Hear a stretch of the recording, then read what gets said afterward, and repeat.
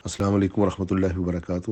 جی، تراویح کے متعلق جو آپ کا سوال ہے نا، تو رمضان سے پہلے یہ سوال گروپ میں اب بہت آئیں گے، تو یہ میں سب کو ہی جو ہے نا اس میں ایڈریس کرنے کی کوشش کرتا ہوں۔ سب سے پہلے یہ سمجھ لیں کہ جو تراویح ہے نا، عرف عام میں اس کا نام پڑ گیا ہے، ویسے اس کا جو نام ہے نا وہ قیام اللیل ہے، رات کا قیام اور رات کی عبادت۔ ہمارے ہاں اہل تسنن میں جو اہل حدیث فرقہ وہابیہ کہلاتا ہے، وہ 8 تراویح یا 8 قیام اللیل کی رکعات کے قائل ہیں۔ جو حنفی سنی ہیں وہ 20 کے قائل ہیں۔ حنفیوں میں دیوبندی اور بریلوی دونوں ہی 20 کے قائل ہیں۔ اور اہل تشیع مسلمان جو ہے نا، وہ نہ تراویح لفظ کے قائل ہیں، نہ وہ 8 کے نہ 20 کے۔ ان کے ہاں یہ نفلی عبادت ہے۔ ویسے تو ہمارے ہاں بھی نفلی ہے، ہم نے اسے سنت اور واجب کا درجہ دے رکھا ہے۔ تو اہل تشیع اسے نفلی عبادت کہتے ہیں۔ وہ اپنے اماموں سے روایات لیتے ہیں کہ وہ 100 تک بھی جو ہے نا رکعتیں رات کے قیام میں جو ہے نا وہ پڑھا کرتے تھے۔ تو اب یہ مسلمانوں میں رائج کیسے ہوئی؟ نبی علیہ الصلوۃ والسلام سے یہ سنت کے طور پر 20 رکعتیں ثابت نہیں ہیں۔ یہ اہل تسنن بھی مانتے ہیں، جو اسے سنت قرار دے کے پڑھتے ہیں نا، وہ بھی کہتے ہیں کہ یہ نبی علیہ الصلوۃ والسلام سے ثابت نہیں ہے۔ نبی علیہ الصلوۃ والسلام کے بارے میں حضرت اماں عائشہ رضی اللہ تعالیٰ عنہا سے جب پوچھا گیا کہ آپ کی راتوں کی عبادت یا رمضان کی عبادت، رمضان کی راتوں کی عبادت، تو آپ نے فرمایا رمضان ولا غیر الرمضان۔ نبی علیہ الصلوۃ والسلام جو ہے وہ 8 رکعتیں پڑھا کرتے تھے، یعنی آپ تہجد کی وہ جو ہے نا قیام اللیل کیا کرتے تھے۔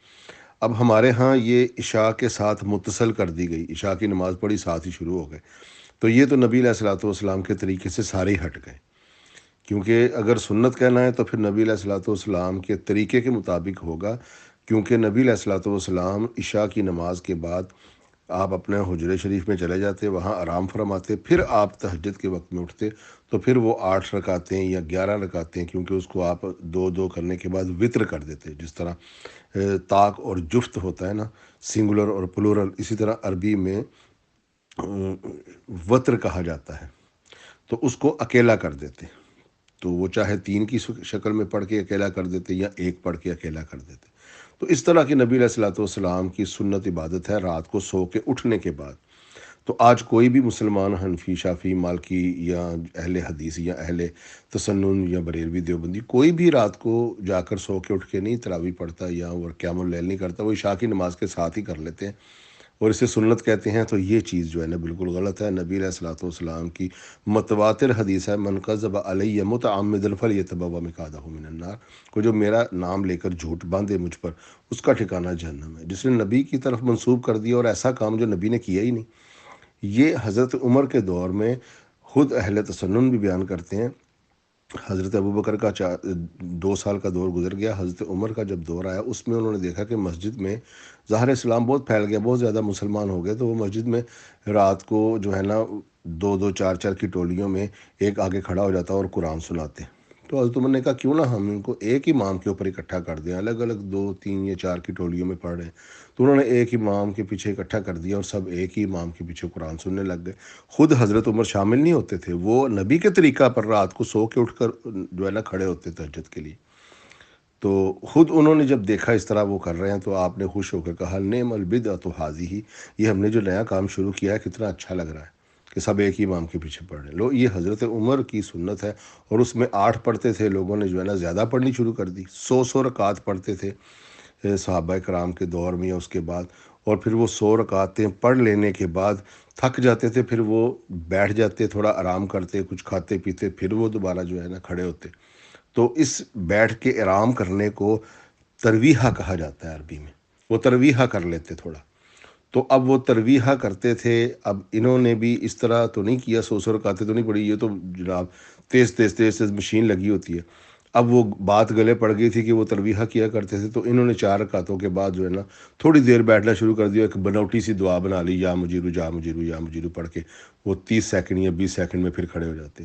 بھئی وہ صحابہ کرام تو 100 آیتیں پڑھ کے اس کے بعد تھوڑا آرام کرتے، گفتگو بھی کر لیتے، بیٹھ بھی جاتے، کچھ کھا پی بھی لیتے، پھر دوبارہ وہ ہے نا تازہ دم ہو کے کھڑے ہوتے اور 100 جو ہے نا وہ آیات پڑھتے رکعتوں میں۔ انہوں نے بس ان کی نقل کر لی، لیکن وہ ساتھ وہ جو بات گلے پڑ گئی تھی کہ ترویحہ بھی کرنا ہے، تو بس وہ ایک بنوٹی سی دعا بھی بنا لی اس میں. تو یہ ترویحوں والی نماز کہلانے لگی. پھر آہستہ آہستہ عرف عام میں اس کو تراویح کہہ دینا شروع، وہ تراویح پڑھیں. وہ ترویحیں والی نماز کہا جاتا تھا. حقیقت میں اس کا نام قیام اللیل تھا. تو اس میں ترویحہ کرتے تھے کہ وہ اکثر پھر کہتے چلو ہم ترویح والی نماز پڑھتے، جس میں 100 آیات پڑھنے کے بعد کافی دیر بیٹھ کر آرام کرتے، پھر کھڑے ہوتے. تو یہ ساری رات کی نفلی عبادت تھی، یہ کوئی سنت واجب نہیں تھا. اور بدعت پھر اتنی ہوتی ہے عام کے، بدعت کبھی بھی بانج تو ہوتی نہیں. وہ پھر اپنی جو ہے نا اولاد پیدا کرتی ہے. انہوں نے کہہ دیا کہ بھی اگر کوئی تراویح نہیں پڑھے گا اس کا روزہ ہی نہیں ہوگا. لوگوں نے واجب تک قرار دے دیا، تراویح پڑھنے کے بغیر روزہ بھی نہیں ہوگا. رمضان بھی کیا آپ کا، تو اس کو سنت بھی قرار دے دیا، واجب بھی قرار دے دیا. حالانکہ یہ نفلی عبادت تھی، کوئی کرے یا نہ کرے اس کا روزے کے اوپر کوئی اثر نہیں پڑتا. تو لہٰذا اگر کوئی لوگ اہتمام کر کے اس لیے کریں کہ ہم باقی دنوں میں عبادت اتنی نہیں کرتے، چلو رمضان میں ہم اہتمام کر کے ہم نفلی عبادت 20 رکعتیں، 25 رکعتیں، 40 رکعتیں یا 8 رکعتیں پڑھ لیں، تو اس میں کوئی حرج نہیں. اس کو سنت کا درجہ دینا اور واجب کا درجہ دینا یہ سراسر زیادتی ہے. اسلام میں ایسی کوئی چیز نہیں کہ نبی علیہ الصلوۃ والسلام امت پر بوجھ ڈال کر جائیں کہ یہ پڑھنی ہی پڑھنی ہے. جس چیز کی اللہ کے نبی علیہ الصلوۃ والسلام نے اور اللہ نے فرضیت قرار دی وہ 5 نمازیں ہیں، فجر، ظہر، عصر، مغرب، عشاء. اس کے علاوہ کوئی اور نماز امت پر فرض کی ہی نہیں گئی. اور نبی علیہ الصلوۃ والسلام کی سنت بھی ہے، اور آپ علیہ الصلوۃ والسلام نمازوں کے بعد جو نوافل ادا کرتے تھے آپ کے لیے نوافل تھے، ہمارے لیے وہ سنت ہو گئی. تو یہ جو ہے نا ایک نفلی عبادت ہے. نفلی عبادت کہا ہی اسے جاتا ہے جو ایکسٹرا زائد کو نفل کہا جاتا ہے، اور اللہ کے نبی نے اگر وہ پڑھی ہو تو سنت بن جاتی ہے. یہ اللہ کے نبی نے 20 رکعتیں نہیں پڑھی، تو لہٰذا یہ نفلی عبادت ہے. 8 تک ہم سنت کہہ سکتے ہیں، لیکن طریقہ سنت کا وہ بھی نہیں ہے کہ ہم عشاء کے ساتھ متصل کر لیں. اگر پرفیکٹ سنت کرنی ہے تو عشاء کی نماز پڑھو، گھر جاؤ، سو کے اٹھو، پھر رات کے قیام میں 8 رکعتیں پڑھو. یہ تو پرفیکٹ سنت ہو جائے گی. اور اگر عشاء کے ساتھ متصل کر کے 20 رکعتیں پڑھیں پھر اسے سنت نہ کہو، کو ہم نوافل پڑھ رہے ہیں، تو اس میں کوئی حرج نہیں. السلام علیکم ورحمۃ اللہ.